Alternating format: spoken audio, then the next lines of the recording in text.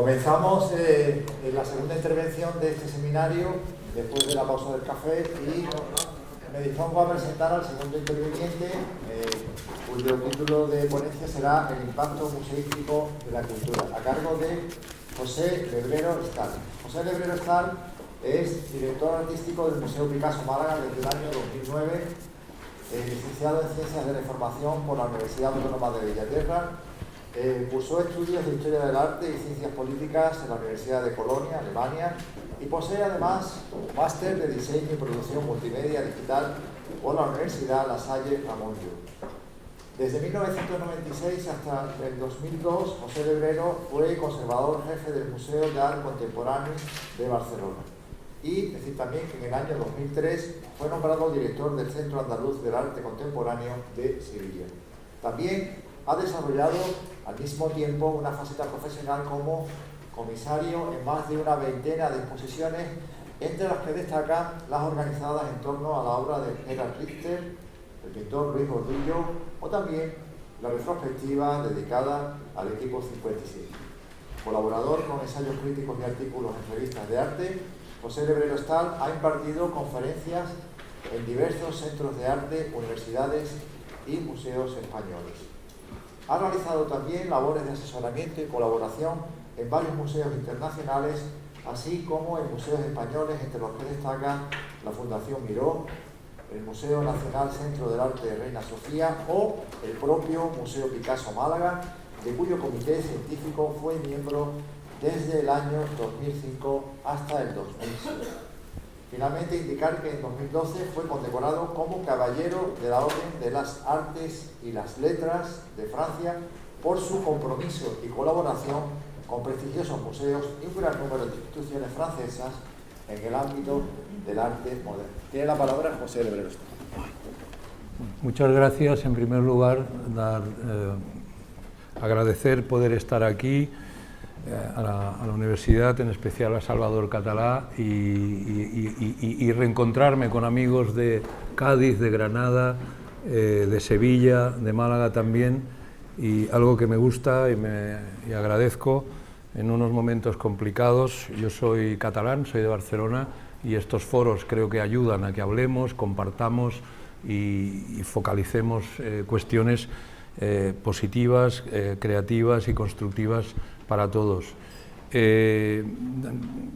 Como he dicho antes brevemente, pues me hubiera gustado ser alumno de Lluís Bonet, porque creo que ha enmarcado esta cuestión del turismo en una sociedad contemporánea como la nuestra, con muchas preguntas, con muchos términos, y yo que vengo del arte y me he ido cada vez más teniendo que situar en el turismo, pues escuchándolo a él, pues me ayuda también, me ha ayudado y me ayuda a responder algunas preguntas que, trabajando en el sector de los museos y trabajando en un museo como el Museo Picasso Málaga, tenemos obligatoriamente, si queremos que funcionar bien, tenemos que preguntarnos.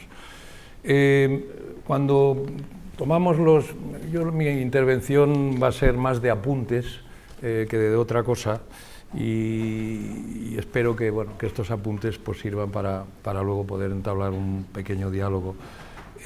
Cuando se plantea el impacto museístico en la cultura, por lo tanto, entiendo que nos preguntamos si los museos tienen o no relevancia o hay atención en ellos actualmente.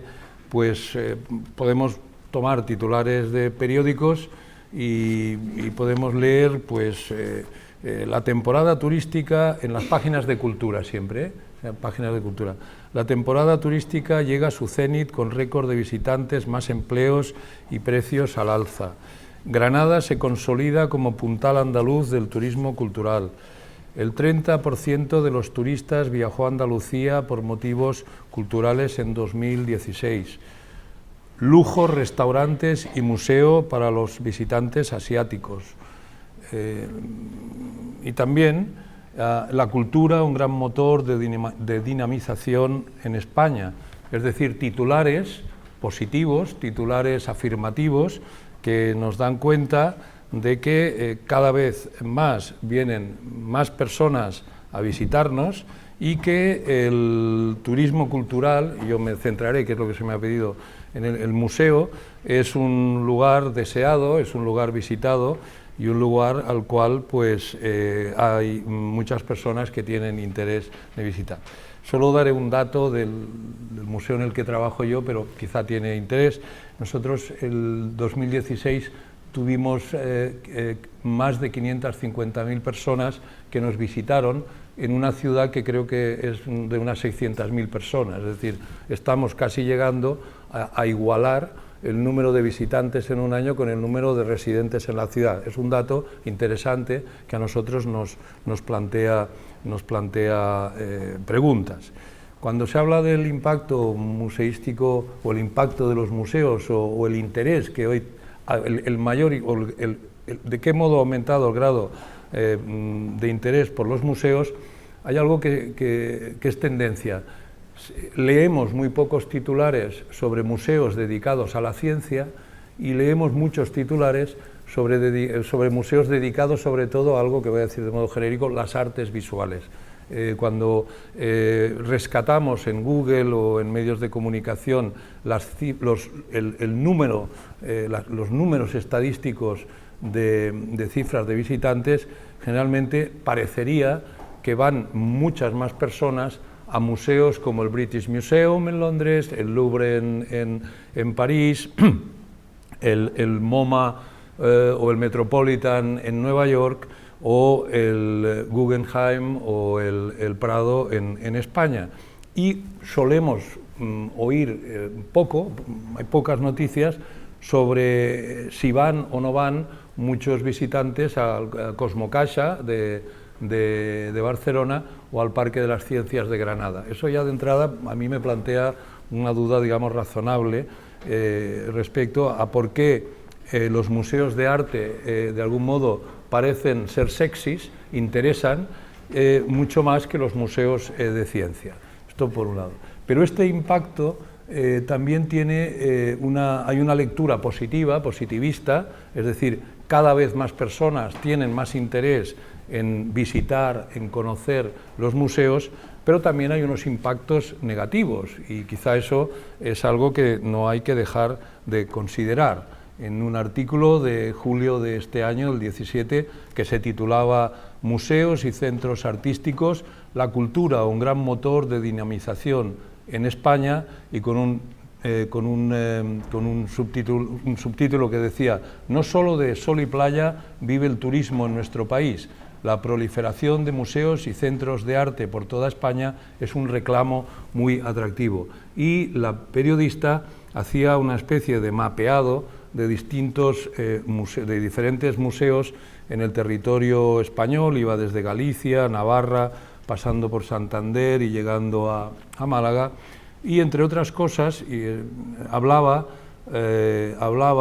de un centro Niemeyer, que decía darle forma costó 43,39 millones de euros, con una obra que permitió además sanear una zona industrial. No hablaba del sobrecosto que tuvo este museo, por ejemplo, o hablaba también de otras instituciones que han significado económicamente unos sobrecostes muy elevados en los últimos 20-25 años. Ese impacto, desde mi punto de vista, ha sido negativo, y es un impacto que al que no solemos referirnos, del que aparentemente no ha habido responsables, y creo que es un dato que podemos por lo menos poner en la mesa. Claro que el incremento de visitantes en el centro histórico de Málaga tiene unos problemas añadidos de ruido urbano, de gentrificación de los espacios públicos, pero en muchos de estos artículos lo que parece que no se toca o se olvida es la genealogía, es decir, de dónde venimos, y dónde estamos. Estamos en un momento, yo creo, si me lo permiten, me referiría a Málaga un momento casi dulce, diríamos, pero un momento también muy interesante para reflexionar sobre ese de dónde venimos, dónde estamos y a dónde vamos. Por lo tanto, me parece muy afortunado que este seminario tenga lugar en la ciudad con este grupo de ponentes tan estupendos. Bueno, el museo tiene puesto el foco de la atención pública, insisto, más los museos dedicados a las artes visuales que todos los demás. ¿Y en qué lo podemos detectar? No solo en esa, digamos, presencia constante en los medios de comunicación, sino también académicamente.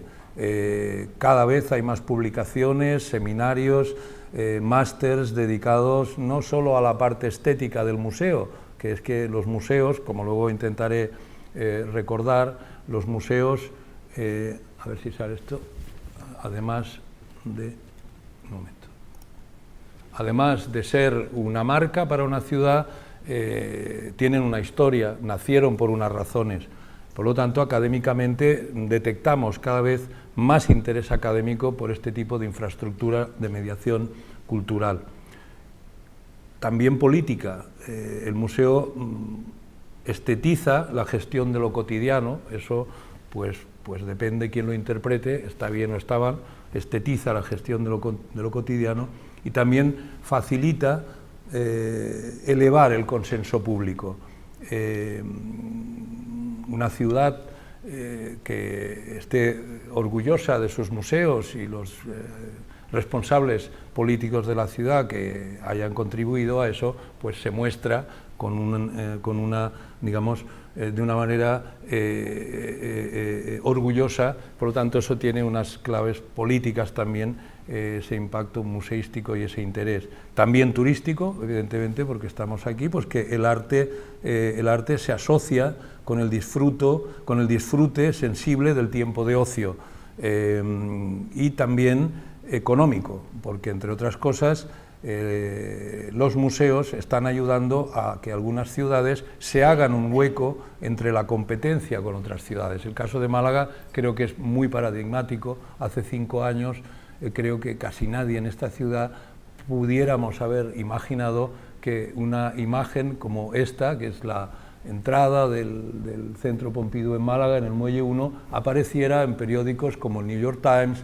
Le Monde o revistas culturales de medio mundo. Es decir, ha ayudado, en nuestro caso, a crearnos un hueco en esa competencia de las ciudades que actualmente en el mundo, digamos occidental, donde nos movemos, sobre todo, pues están en una pelea pues para poder, de algún modo, desarrollar una idea de identidad y también encontrar su lugar económico, su lugar político, turístico, mediático e incluso a veces académico.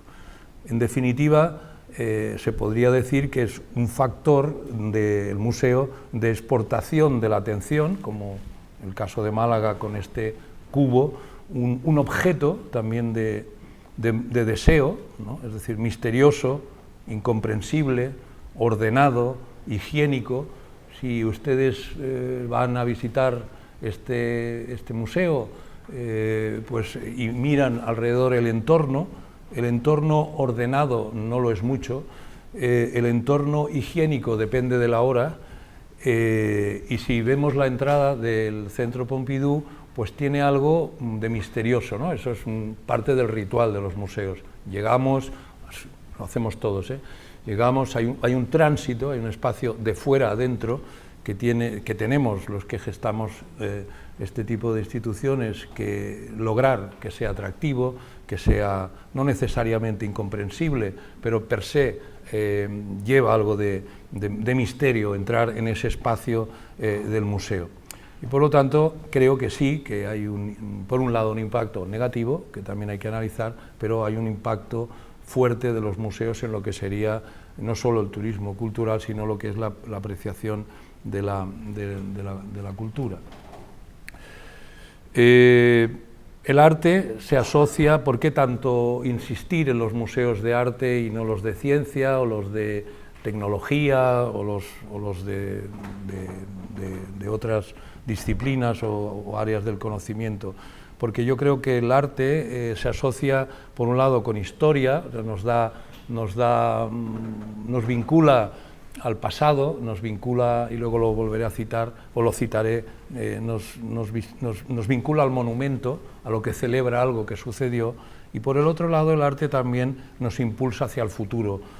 Lo que hacen los artistas, lo que hacen muchos artistas que hoy, de los cuales hoy podemos ver obras en este centro de arte, en el Centro Pompidou de Málaga, hacen cosas que no entendemos muy bien, pero que se supone que tienen valor porque están legitimadas por el museo, pero que también están legitimadas de algún modo por representar una cierta visión del mundo incomprensible para nosotros. Y eso no deja de ser morboso, atractivo, y mientras no forcemos desde los museos demasiado el grado de incomprensibilidad, pues es hasta, creo, agradable para una parte de la población. Bien, ¿por qué este interés en los museos?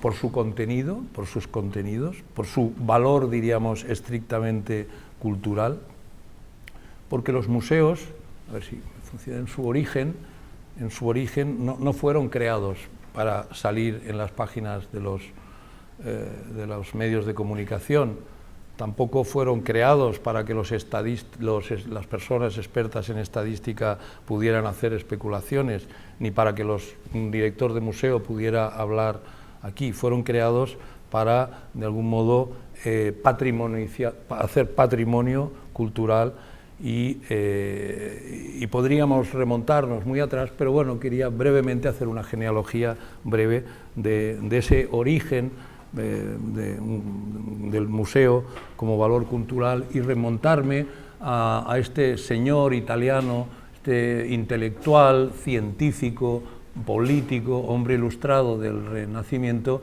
Paolo Giovino, que en Como tuvo la idea de hacer un museo, es uno de los, hay anteriores, pero él concibe de modo personal, particular, ese museo y lo dedica sobre todo a articular, a pedir, a colgar una serie de retratos de quienes en aquella época, Renacimiento, Quinquecento, en aquel contexto cultural italiano, no había internet, no había móviles, no había aviones, no había muchas cosas. En aquel contexto él consideraba que eran representantes de lo que podía ser la cultura elevada de aquel tiempo. Es una referencia histórica que después pasará a lo largo de los siglos y nos llevará a la Francia napoleónica.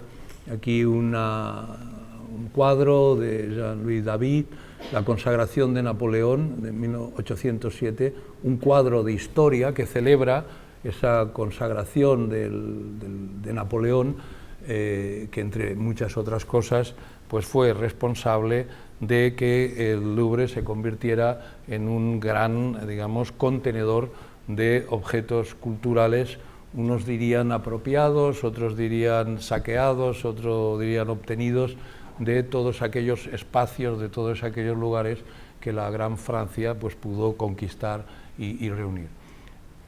Han cambiado las cosas, aquí ya no estamos hablando de un proyecto personal, de un intelectual, de un científico, de un hombre culto italiano, estamos hablando de una nación, estamos hablando de un proyecto napoleónico, de un proyecto, de un país, digamos, de un imperio, y eso pues requiere evidentemente otras dimensiones, requiere ya una concepción del museo como una entidad que mira más allá de las limitaciones culturales, en este caso de Francia, sino que mira al mundo. Aquí tenemos otro cuadro de Napoleón recibiendo en el castillo de Finkenstein, en Polonia, al embajador, ni más ni menos, del Shah de Persia, ¿verdad?, en 1810.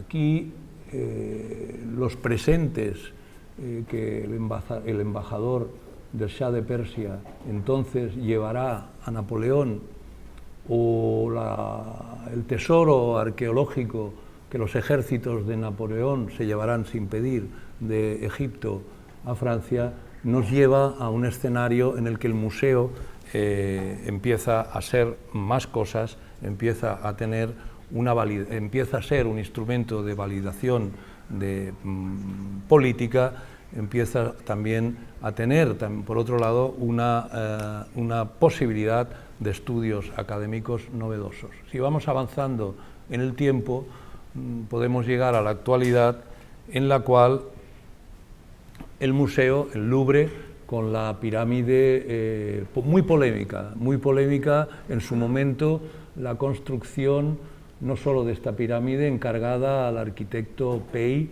Leon Ming Pei, para modernizar, podríamos decir, arquitectónicamente, estéticamente, el Louvre, para conectarlo, un edificio que se abre al público en el siglo XVIII y que durante mucho tiempo, mucho tiempo, hasta finales del XIX, va a ser un lugar público en el cual incluso se podía dormir, se podía defecar, se podían hacer muchas cosas, para nada lo mismo que se puede hacer hoy en el Museo Picasso Málaga, donde no permitimos esas cosas, es decir, un tipo de sociedad también menos reglamentada, un útil, el Louvre de educación, un lugar al cual acudirán irremediablemente desde Matisse a Braque a Picasso a aprender, es decir, el Louvre, un lugar para aprender, un lugar abierto para aquellos jóvenes artistas, pero ya en estos momentos convertido en otra cosa. Aquí el gran debate que hubo para que se pudiera hacer, o uno de los debates que hubieron esta obra de Pei, fue el debate entre tradición, diríamos, y modernidad. Ustedes supongo que conocerán que el lugar, y también sabrán que no era solo una cuestión estética, buscar un arquitecto, buscar lo que desde los años, sobre todo 60 del pasado siglo, llamamos la arquitectura de autor, es decir, buscar un arquitecto para que imprima de un sello de calidad, un sello de modernidad, un sello de elitista, podríamos decir, un sello de inteligencia arquitectónica a una ciudad y contribuya a su desarrollo desde la disciplina de la arquitectura. Eso sucedió con Pei en París, sucedió en Barcelona con el Museo de Arte Contemporáneo, el MACBA, con Richard Mayer, etcétera, etcétera, etcétera, etcétera. Es decir, aquí ya estamos en un momento en el que aparentemente es más importante la arquitectura de autor, es decir, construir un contenedor interesante, seductor, atrevido, distinto, que lograr incrementar el patrimonio que lo contenga. Esto ha generado muchos monstruos y desde Mönchengladbach en Alemania hasta Santiago de Compostela, pasando por el Centro Niemeyer en España, y bueno, lo dejaré aquí. El impacto de los museos habría que revisarlo. ¿Por qué me refiero a esos Mönchengladbach? Podríamos hablar de museos en Holanda, porque el tiempo va muy rápido y lamentablemente aquellos proyectos de inversiones muy fuertes, sobre todo en ciudades, no han podido resistir al paso del tiempo, de los años 80 a las crisis económicas, y hay no pocos de esos museos, el caso de Detroit es interesante también, pero bueno, que han tenido o bien que intentar vender sus colecciones, o bien ser cerrados, o bien aceptar que se hicieron unos contenedores interesantes, pero que esos contenedores no han podido resistir al tiempo y se han quedado vacíos. Lo que quería decir es que, como ustedes sabrán, cuando uno baja por esta torre nos encontramos ante un gran mundo subterráneo en el cual comercio, ocio, cultura, entretenimiento son elementos a compartir, y ha habido recientemente la dirección del Louvre, hace un par de años, tuvo que hacer una gran inversión para reconvertir todo ese subterráneo, ese mundo subterráneo que conecta la red del metro parisino con este lugar, y en el cual incluso lamentablemente ya han habido ataques terroristas, es decir, un submundo que se encuentra debajo de esta bonita, maravillosa escena del Louvre. Por lo tanto, sí, el Louvre, entre otras cosas, es un lugar para el turismo, y creo que son los dos puntos calientes del Louvre, la Gioconda y el otro la Victoria de Samotracia, que invita a situarse junto a ella y mirar la escalera y ver esos cientos, miles de móviles fotografiándose o quizá imaginando un tiempo digital. Es decir, sí, bien, en ese tiempo, en ese momento, podíamos ir un poquito atrás para, centraré ahora el relato en algunos aspectos, citando a un par de autores y mostrándoles algunas imágenes. Sí, el museo tiene que ver con el poder, el museo y el poder están relacionados no solo en lo que respecta al mundo académico, es decir, el museo puede ser o debería quizá también ser una herramienta que jerarquiza y canoniza la cultura, excluye e incluye, esa es una problemática mediática, por supuesto, tiene esa importancia, como de los auditorios solo salen noticias normalmente, bueno, si hay algún concierto estupendo, cuando hay una crisis. De los museos salen permanentemente, de las bibliotecas no salen casi nunca, solo cuando se han cerrado, cuando hay algún lío. Pero hay una cuestión política. Cuando Hitler, la única vez que pudo viajar a París, desgraciadamente, esta es una imagen del 23 de junio de 1940, Adolf Hitler, aquí lo vemos con Albert Speer, uno de los grandes arquitectos cercanos al nacionalsocialismo, y Arno Breker, el gran escultor, llega a París y, acompañado de ellos y de otro hombre de la cultura, Gisler, es decir, no acompañado ni de economistas o personas del mundo de la economía o de la política, va a visitar la Ópera Garnier. Visita la Ópera Garnier y después, por la mañana, pronto se hacen esta fotografía con la Torre Eiffel. Una fotografía de poder, es decir, una imagen de poder. O sea, el nacionalsocialismo se ha apoderado, ha hecho esa toma de París, que nos indica esa relación simbólica, ese convencimiento que el poder tiene. Yo creo que, de algún modo, en Europa ha ido teniendo cada vez más, en que el uso o el interés que tiene el museo como un elemento de identificación, un elemento de legitimación, de propaganda incluso política, es interesante. Aquí tenemos a François Mitterrand, que hizo muchísimo no solo por la modernización del Louvre, sino por la creación de diferentes infraestructuras culturales. Una foto del 28 de junio de 1989.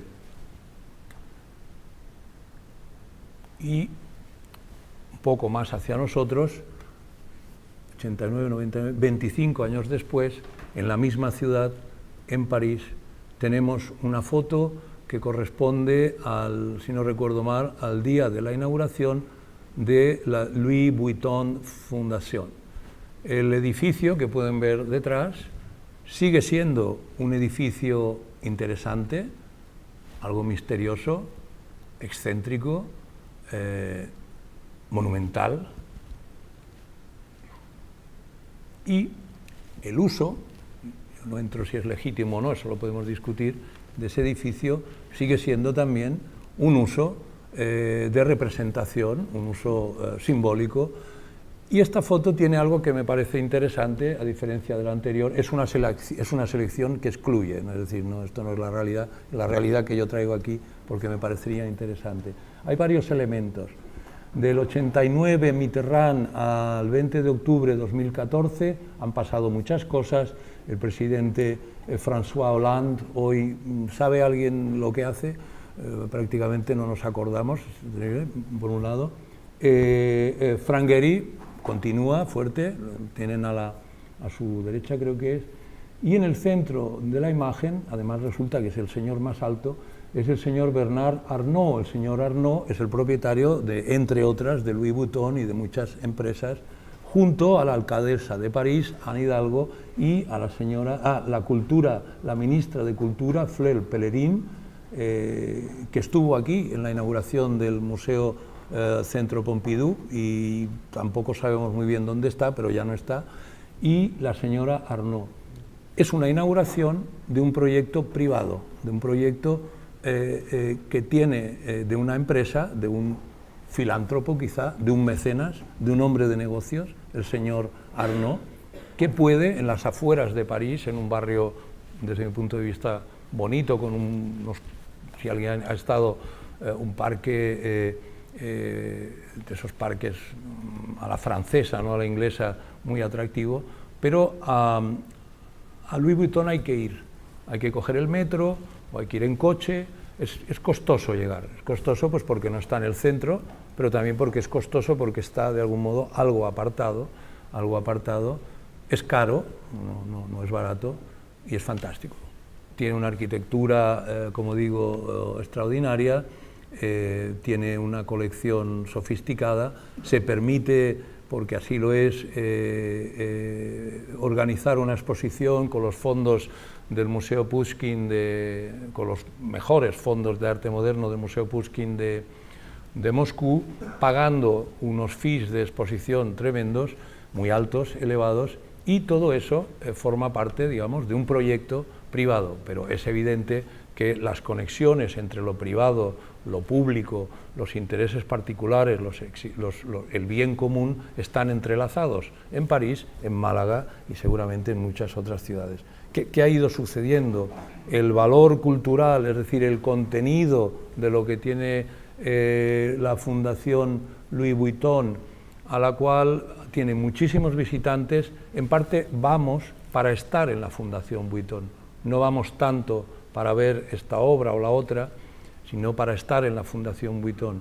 Los contenidos no son quizá el primer objetivo de la mayor parte de los visitantes en París, pero sí que la arquitectura de autor, la experiencia de descubrir el laberinto de formas extravagantes de alta tecnología creado por Gehry es un factor importante. Y luego hay algo que tiene que ver con lo que creo que es cada vez más algo a estudiar e importante, que es el potencial social del cual hablaba también el profesor antes, y que como tal, ese potencial social del museo, es decir, si el Museo Picasso de Málaga el año pasado lo visitaron 550.000 personas, eso yo creo que nos da a pensar que hay un potencial de capital humano. Si en la universidad, en la UMA, hay, ¿cuántos eran? 35.000 alumnos, he hablado con Tecla Lumbreras alguna vez, ahí tenemos un potencial humano extraordinario, 35.000 alumnos. ¿Visitan los museos estos alumnos? ¿Cuántos de ellos usan estas infraestructuras que tenemos aquí?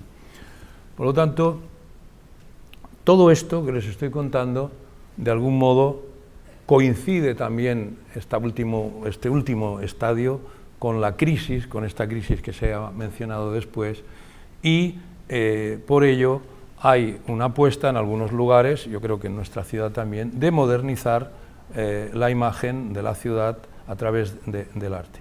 Por lo tanto, el museo podría ser también una herramienta para legitimaciones de diversos tipos.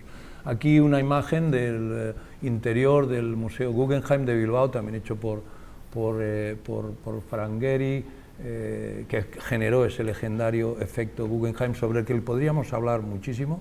El gobierno vasco creo que publica datos que no he contrastado, que indican que se ha, digamos, rentabilizado, si no recuerdo mal, 37 veces la inversión inicial, eso podríamos discutirlo, pero aquí volvemos a ver pues al rey emérito Juan Carlos, al legendari Urkullu actual, a Christine Lagarde, directora gerente del Fondo Monetario Internacional, del presidente del Eurogrupo y al secretario general de la OECD.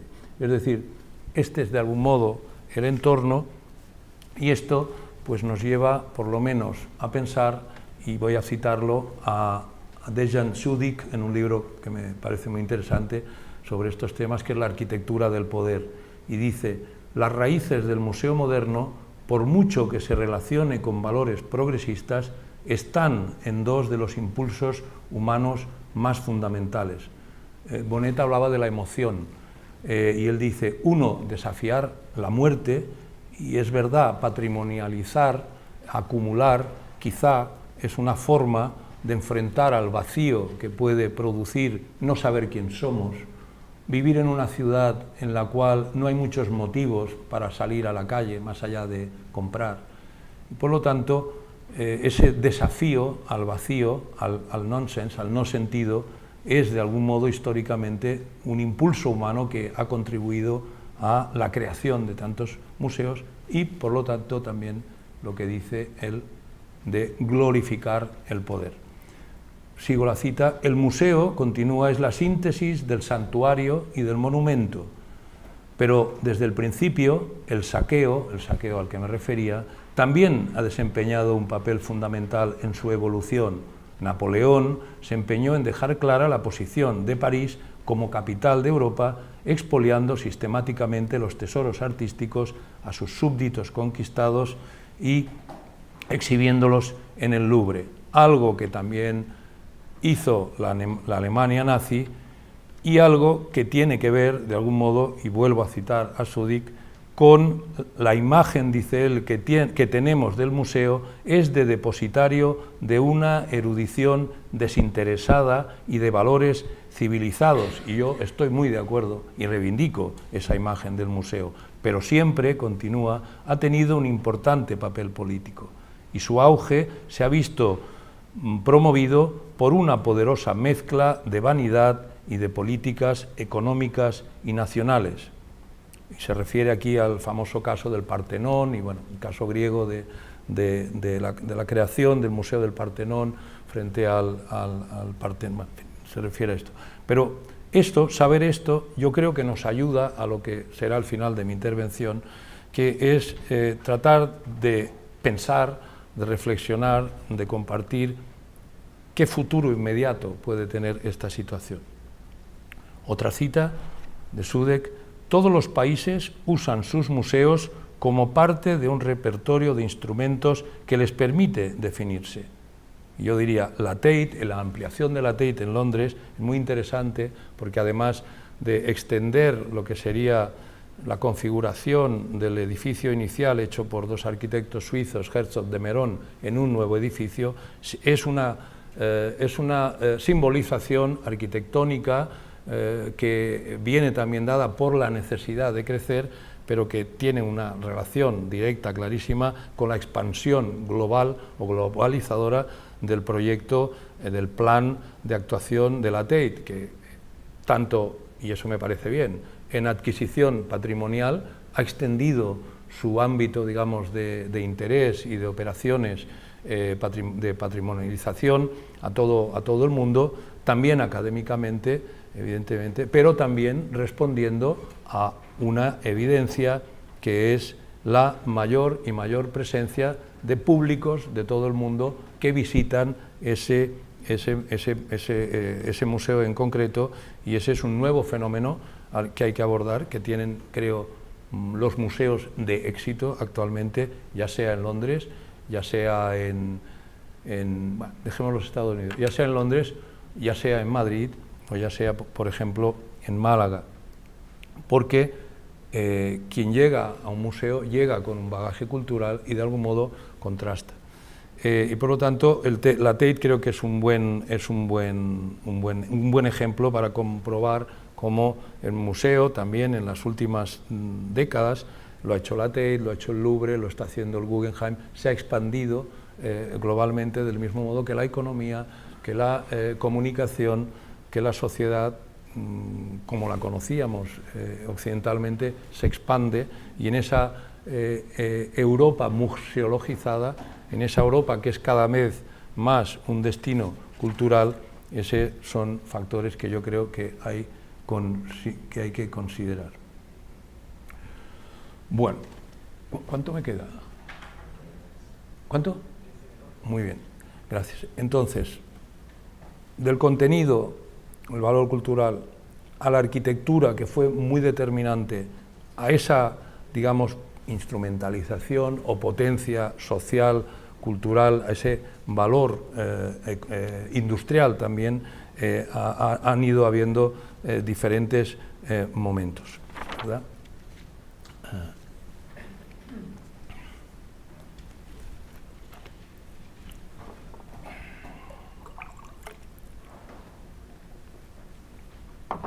¿De dónde venimos conceptualmente, si hablamos de los museos de arte contemporáneo o los museos que son sensibles a los vaivenes de la contemporaneidad? Pues venimos de los años 60, 70 del siglo pasado. Esta es una imagen de una obra de un artista que quizá algunos conozcan, Joseph Beuys, alemán, que empezó a trabajar en los años 60 y en 1982 en una exposición que se celebra cada 5 años en Kassel, en la ciudad de Kassel, en Alemania, frente al Fridericianum en Kassel, que fue el primer museo que se abrió al público en Alemania. Hizo esta obra en la cual no hay un cuadro, no hay una escultura, no hay una fotografía, no hay un dibujo. Lo que hay es, para ir rápido, una especie de intervención social en la cual en aquel año se reunió 7.000 piezas de basalto y árboles, bueno, una acción en la cual la obra de arte expandida sale del museo, se extiende por la ciudad y se convierte de algún modo en un evento participativo. Venimos de algún modo de allá y nos encontramos en un momento en el que ese impacto del museo positivo y ese impacto negativo pues nos obligan a reflexionar. Yo creo que hay dos, para decirlo de modo genérico, hay dos cuestiones que desde los museos o en los museos, y han sido también antes mencionadas en relación al turismo, pero no solo al turismo, sino en relación a la posible supervivencia de los museos en un momento en el que el Museo del Club de Fútbol Barcelona tiene un gran número de visitantes en Barcelona, en un momento en el que el Museo ABBA en Estocolmo tiene un gran número de visitantes, en un museo en el que en Ámsterdam, una ciudad que crece de un modo exponencial después de haber hecho las últimas operaciones de renovación y de modernización del Rijksmuseum, del Stedelijk Museum, del Van Gogh Museum. El último proyecto grande que han hecho es un museo del cine. Los museos del cine están cada vez más apareciendo por todas partes y por lo tanto la museologización de la cultura es cada vez mayor y las especializaciones de los museos en contenidos son también cada vez mayor. Nosotros, desde las artes visuales, desde el modelo, digamos, tradicional y conservador, tenemos que preguntarnos qué podemos hacer, a qué conceptos debemos agarrarnos y cuáles son algunas de las cuestiones que se nos presentan y que parecen de obligado, digamos, de obligada reflexión y probablemente de obligado cumplimiento.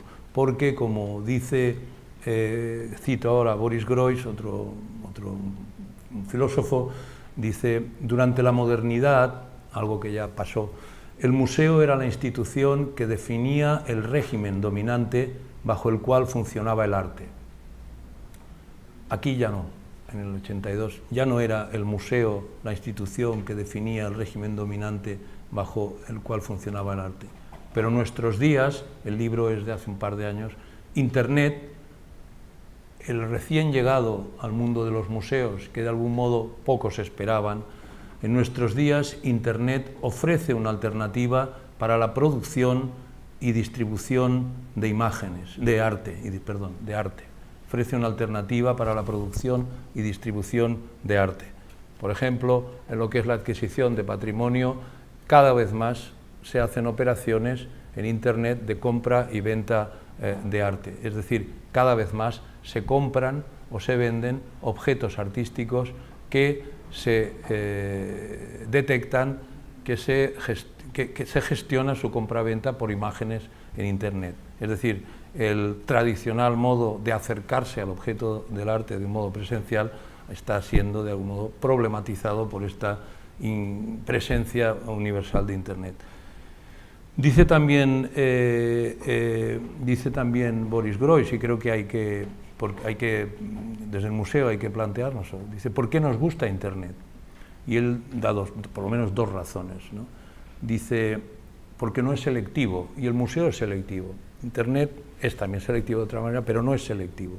Y eso plantea la pregunta de qué manera seguir siendo, si tiene que seguir siendo el museo selectivo, pero siendo consciente de que le han salido competidores, como por ejemplo Internet, en el cual la cuestión de lo selectivo está tratada de otra manera. Y también dice, y eso me parece muy interesante, como intelectual ruso, judío, cínico, inteligentísimo, dice, conocemos las teorías católicas de selección, es decir, aquí arremete contra el cristianismo y el catolicismo, de un modo, creo, inteligente, a debatir, pero inteligente. Conocemos las teorías católicas de selección, y el museo es un lugar, como decía, de inclusión y de exclusión, por lo tanto selecciona, según las cuales una obra de arte merece ser elegida por el museo.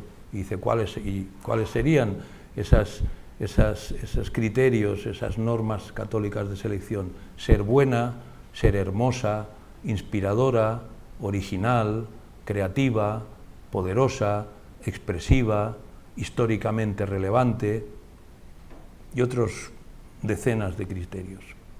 Y él dice, ante eso surgió la crítica institucional al museo, que tiene una identidad bastante clara, aunque Joseph Beuys era católico, una identidad de identificación con el calvinismo protestante. Y acaba, en Internet no hay censura estética. Es decir, el museo quizá tiene que replantearse si lo que él dice, si esos criterios católicos de selección que empleamos para escoger unas cosas y decir que son importantes por todos estos criterios y no escoger otras, siguen siendo adecuadas o no en nuestros tiempos. Dos nociones que creo que nos están sirviendo a algunos, por lo menos, y veo que en el turismo también, para ver cómo puede seguir esto. Una es la de desarrollo, es decir, el museo sí es un producto turístico, lo es. En la institución en la que yo trabajo tenemos una autofinanciación de casi el 50%. Autofinanciación quiere decir que generamos nuestros ingresos. Generamos nuestros ingresos porque ha habido una disminución de la subvención pública y porque quizá, también apuntaba Bonet, la relación entre la iniciativa privada, lo privado y lo público en estos tiempos habrá que revisarla, o estamos revisándola, o no queda otro remedio. Por lo tanto, sí es un producto turístico. Y ese factor, que yo creo que él ha explicado estupendamente, sus pros, sus contras, significa, desde mi punto de vista, que tenemos que replantearnos qué quiere decir servicio público, qué quiere decir empresa, porque hay que ser también empresa, qué quiere decir llevar unas políticas de contenidos, qué tipo de gestión tenemos que realizar. Tenemos que cambiar la gestión en un tipo de instituciones que en Andalucía, por ejemplo, hace 30, 40 años, en su amplia mayoría, estaban gestionadas por arqueólogos o por personas que habían estudiado estrictamente historia del arte. Eso yo creo que, con todo respeto a los arqueólogos y a quien ha estudiado historia del arte, yo he estudiado 2 años, no es suficiente para gestionar este tipo de instituciones. Y también, importantísimo, para asegurar un desarrollo adecuado, hay una cuestión que es la formación. Nuestras instituciones museísticas necesitan de nuevos perfiles técnicos y académicos, y ahí creo que la universidad está ya en algunos lugares, tiene que hacer un trabajo importante. Por lo tanto, todo eso nos lleva a muchas preguntas. Y el otro término que también ha salido antes es el de la sostenibilidad. Es decir, si el museo también no solo forma parte de una industria, que yo creo que sí, el museo no del pueblecito, quizá no tanto, del pueblecito prepirenaico que está pidiendo a Barcelona que le lleve visitantes y tiene una problemática que hay que también que abordar. Me refiero sobre todo a museos como el MoMA de Nueva York, que hace, ahora no, cuando hace quizá 10 años, cuando hizo creo que ahora ya, igual hace más, unos 10 años, cuando hizo su ampliación, resulta que todo el dinero de ingresos que tenía, y tenía muchos, no servía ni siquiera para pagar el servicio de seguridad, y el MoMA como museo también facilitaba proyectos de inversión financiera, es decir, deme usted su dinero o deme sus obras que le voy a facilitar beneficios especulativos manejándolas, es decir, el museo convertido en una especie de empresa. ¿Qué hay que hacer para responder a estas demandas sin perder, en mi opinión, las funciones, los valores, la responsabilidad de ofrecer a una sociedad como la nuestra, diversa, plural, segmentada, una excelencia y una calidad? Y ahí creo que pensar en la sostenibilidad pues nos lleva a considerar cuestiones como, por ejemplo, la interactividad, ser participativos, se ha dicho también antes, una cuestión muy difícil. Es muy difícil desde mi punto de vista reunir a todo el personal del museo y plantearles cuestiones como ustedes que creen que hay que exponer el mes que viene. Es un jaleo, pero no lo sé, quizás es un camino. Pero está claro, yo estoy totalmente de acuerdo con el profesor, que la participación, el pasar de ese yo a nosotros es importante, pero es complicadísimo, por lo menos donde yo trabajo y la experiencia que tengo, pero eso no deja de ser importante. Accesible, no solo con la discapacidad, digamos, estándar, sino accesible con la, digamos, globalización del mundo, de los museos, de la ocupación, del ocio. Hay visitantes, por ejemplo, hay personas que llegan de Japón a Barcelona, esto me lo contaban el otro día, llegan de Japón a Barcelona y hacen su gran tour. Su gran tour consiste en poco tiempo, en una semana, visitar todo lo posible de Europa, el gran tour a Europa. ¿Y cómo puedo hacer eso? Con un barco, con un crucero. Llegan de Japón, entran en el barco en Barcelona, por ejemplo, y entonces hacen, pues no sé, Palermo, Mallorca, Málaga, etc. Es decir, estamos viviendo una época de grandes flujos, y esa accesibilidad, esos flujos, creo que el museo tiene que considerarlos. Puedo, de algún modo, añadir a la pregunta o la cuestión que se hacía el profesor respecto al bilingüismo en los museos. Nosotros, afortunadamente, tenemos audioguías en 10 idiomas. ¿Es suficiente? Probablemente no, pero tenemos 10 idiomas, y a eso creo que también es un gesto de, digamos, accesibilidad, por lo menos tan interesante como, por supuesto, permitir que personas que no tengan, digamos, todas las capacidades, pero lo puedan hacer. O sea, participación, accesibilidad, tecnología, poner en valor el patrimonio con todo eso que nos dan las nuevas tecnologías, la digitalización, la desubicación, con todo eso, poner en valor el patrimonio sin caer, digamos, en los brazos seductores digitales, pero creo que es importantísimo contextualizar el patrimonio, contextualizar el museo, por supuesto, en su ciudad, en su entorno, contextualizarlo en su capital humano, hacer labores de contextualizar. Innovación, es decir, una especie de actualización permanente de lo que hacemos, de lo que no hacemos, de por qué hacemos lo que hacemos, de si no tendríamos que hacer lo que podemos, etcétera, etcétera, etcétera. Y ya acabo, aunque tengo más cosas, algo que me parece bonito como objetivo, que es intentar, no es mío la palabra, que sea memorable. Memorable a mí es una palabra que por un lado no me gusta nada, pero luego lo he visto y digo, está muy bien, que queramos volver. O sea, para un museo yo creo que es un éxito que alguien que lo visite quiera volver. ¿Cómo hacerlo? No lo sé, pero hay que hacerlo. Y si vuelven muchos, yo estoy encantado. Ahora, es verdad, para que quieran volver hay que organizar los flujos, hay que hacer todas esas cosas que nos decía, en mi opinión, Monet, para el turismo, pero que también son para el museo. Y acabo con una cita de Antonio Colinas, el poeta, que me ha gustado mucho y que dice, lo cito, y me gusta que sea acabar con una cita de un poeta: el museo sana porque es un espacio para el ocio y el olvido de una realidad que queda fuera de sus muros, que no nos gusta. Al acudir a un museo no solo vamos a informarnos mejor y saber más, sino a transformarnos, y que ese espacio nos haga diferentes por diferentes mejores. Si el museo consigue que el señor Colinas le pase esto, vamos en la buena dirección. Muchas gracias.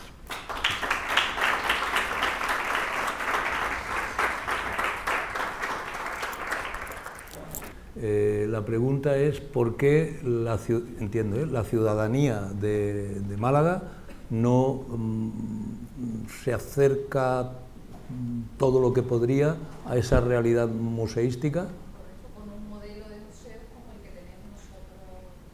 teniendo a su disposición un gran número de museos. Primera pregunta. Segunda pregunta. La segunda pregunta o demanda es si los museos son suficientemente sensibles a facilitar el acceso a la mayoría, diríamos, ¿no? Y no necesariamente en función de si pueden pagar o no pagar una entrada. Vale. Respecto a la segunda pregunta, pues sí, es una cuestión que creo que se puede solventar, más o menos. Es decir, ¿cómo se puede solventar? Pues tratando de, yo lo veo hoy así, de ser empresa y ser servicio público, porque abrir la puerta cuesta un dinero, etcétera, etcétera. ¿Qué hay que hacer? Hacer una autocrítica constante para hacer todo lo posible para que nadie deje de usar algo que además está financiado públicamente como tal. Entonces, política de descuentos, o horarios yo digo cosas que tenemos, facilitar la entrada a menores, me parece que es lo que no quiero es hablar del Museo Picasso solo, porque me parece que lo que hacemos mal, casi no lo diré, no lo quiero decir, solo diré lo que hacemos bien, pero facilitar la entrada a quien no puede, es decir, quien por edad, por falta de trabajo, por condición, facilitarla, y se puede hacer. Se pueden establecer unos horarios, unos días en los que hay entrada gratuita. Se puede establecer que quien sea estudiante y lo demuestre pueda acceder, o sea, es decir, ser sensible a los desempleados, ser sensible a quien no pueda. Y quien pueda, creo que tengo la obligación de contribuir. Y luego también escalar digamos, la contribución, vamos a decir, o los precios. No es lo mismo visitar el Museo Whitney de Nueva York, que creo que al día de hoy cuesta $25, para quien sea, es igual. Mientras no sea amigo del museo y da una cuota al año, no es lo mismo que visitar el Centro Pompidou de Málaga. Esto no, hay que, yo creo, escalar las cosas y ser muy sensible, o todo lo posible, al territorio.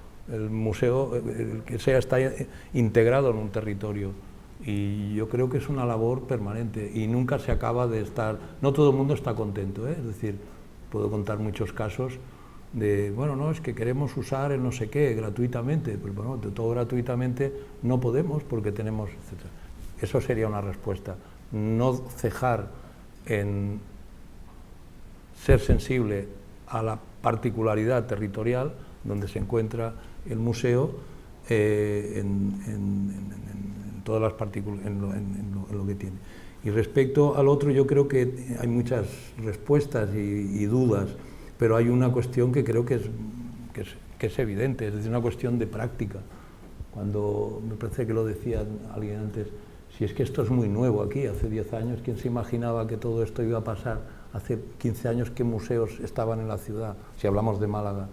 No tenemos la práctica, y por lo tanto, si nos comparamos con Kassel, que en el 1700, 1800 algo abrieron ya un museo al público, si nos comparamos académicamente, socialmente, etcétera, etcétera, es muy nuevo para nosotros. Ahí yo creo que es una labor de generaciones, por eso creo que es importante pensar en modelos de sostenibilidad, que esto no se quede en una cosa así de qué bien aquellos años, como ha pasado en otras ciudades, 1 año, 2 años, abrieron, pum, y ya nadie ni se acuerda.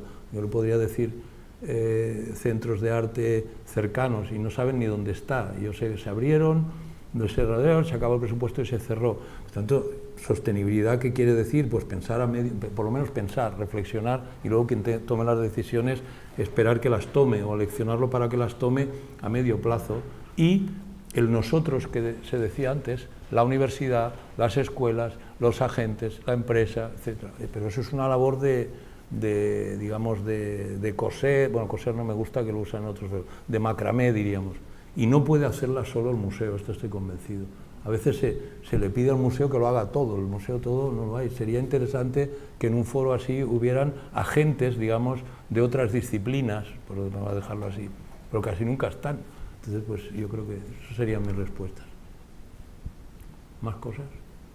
2 preguntas clásicas en estos debates. En Málaga, el problema de las denominadas franquicias de los museos, y el otro, la proporcionalidad estadística de uso, espero que de disfrute, no solo de tortura, de los residentes y los excursionistas, que me gusta. Yo lo llamo siempre transeúntes, pero excursionista tiene algo así como de mochila, y eso me gusta más, me lo voy a apropiar. Respecto a la primera, estaba aquí pensando y digo, mira, ¿qué museos del mundo mundial, vamos a decir así, están inmersos desde hace años en campañas, digamos, de expansión? Y vamos a ver, expansión económica también. Vamos, no hace falta que... ¿Por qué? Pues porque los recursos públicos de estos museos que voy a decir no son los mismos que en la época de Mitterrand, en el caso francés, no son los mismos que en Gran Bretaña de los 80, y no son los mismos, nunca han sido los mismos que en Estados Unidos. Uno, la Tate, que ya lo he mencionado, Gran Bretaña, un imperio, diríamos, ¿verdad? Otro, el Louvre, Francia, otro gran imperio. 2. Otro, Estados Unidos, Guggenheim. 3. Otro, nuevo imperio. ¿Y los museos alemanes? ¿Por qué no hacen gestos de expansión? Porque quizá históricamente tienen un problema con los imperios y con la historia. Pero Berlín, que tiene una red de museos fantástica, que yo sepa, nadie se propone intentar montar una sucursal de la National Gallery en Brasil. Bueno, en Brasil no podrían, me explico, o en Argentina, porque enseguida pasaría algo. Es decir, hay una relación de expansión económica que además yo creo que es clarísima, se ve con los procesos de expansión económica de las grandes potencias. Y hay uno que es muy interesante, que es China.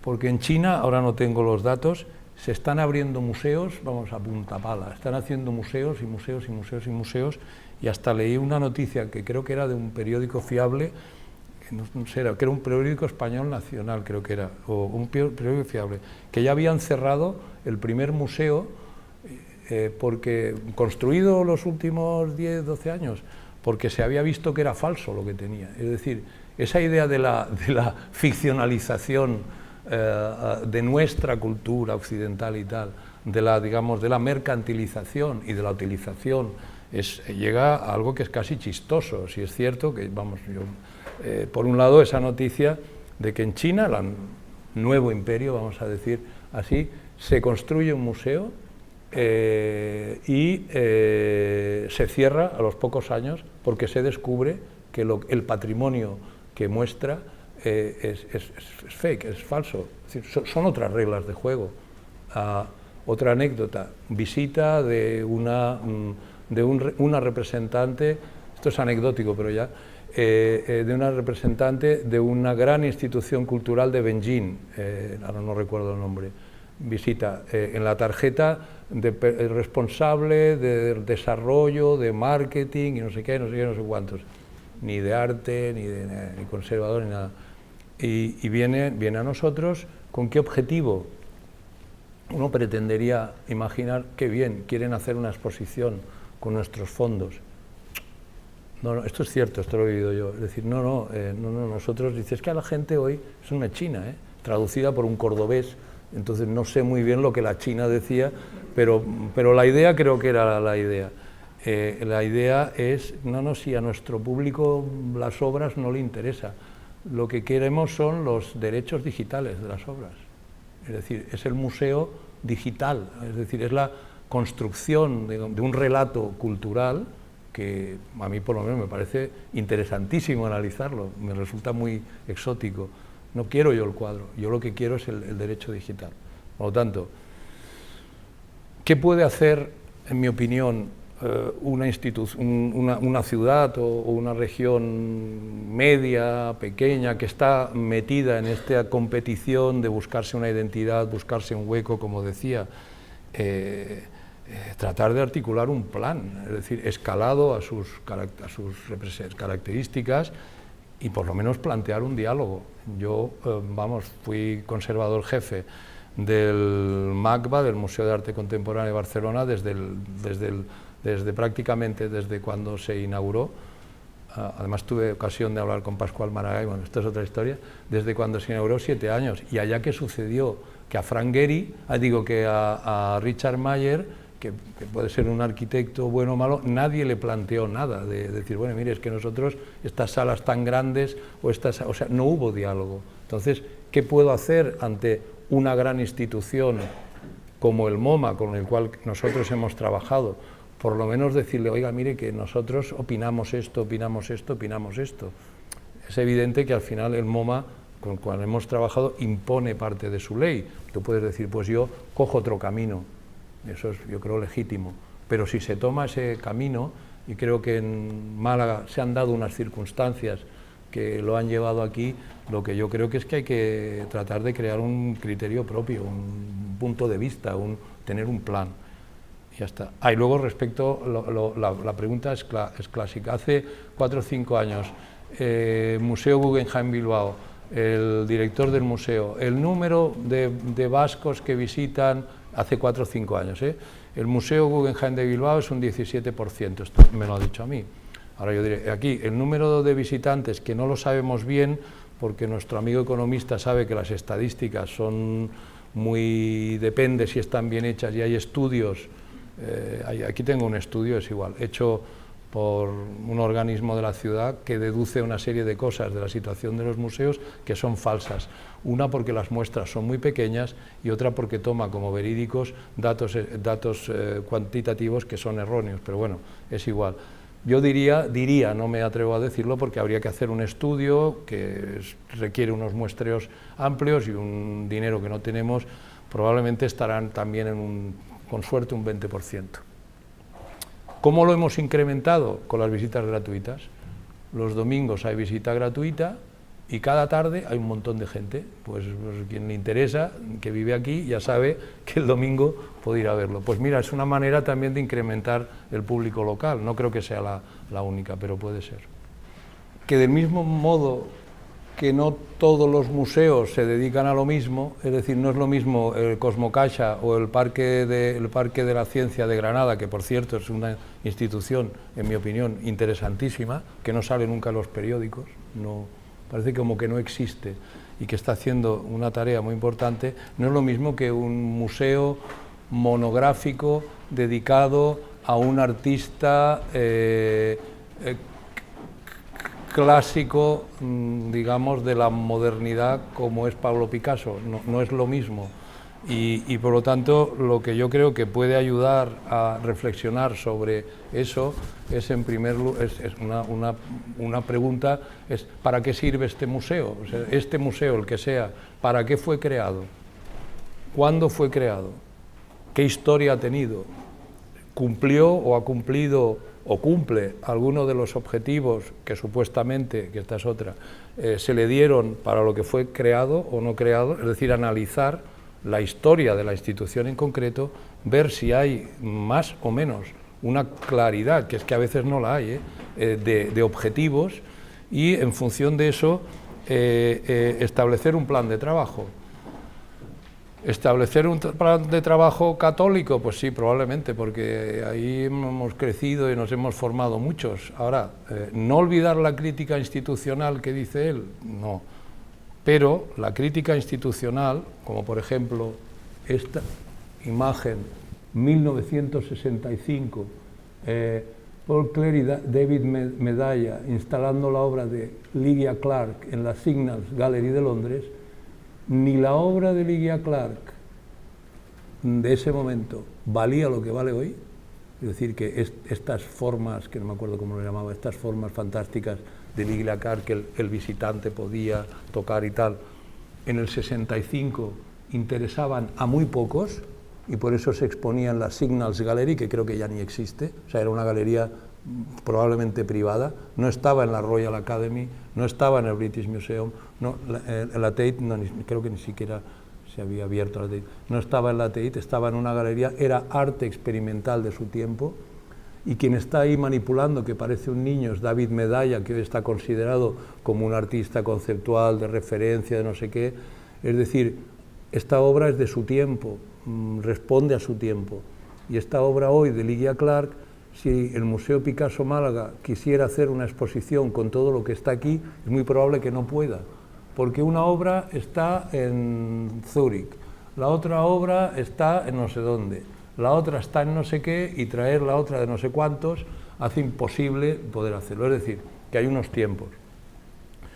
Y por lo tanto, un museo que sea sensible a ese espacio, digamos, no censurado, no censurable, bueno, censurable, sin censura de Internet, y al mismo tiempo sea sensible a un proyecto de relativizar los sistemas de canonización y jerarquización tradicionales, creo que tiene que ser un museo, yo casi diría que no, tiene que ser un centro de arte contemporáneo, que responda a su tiempo.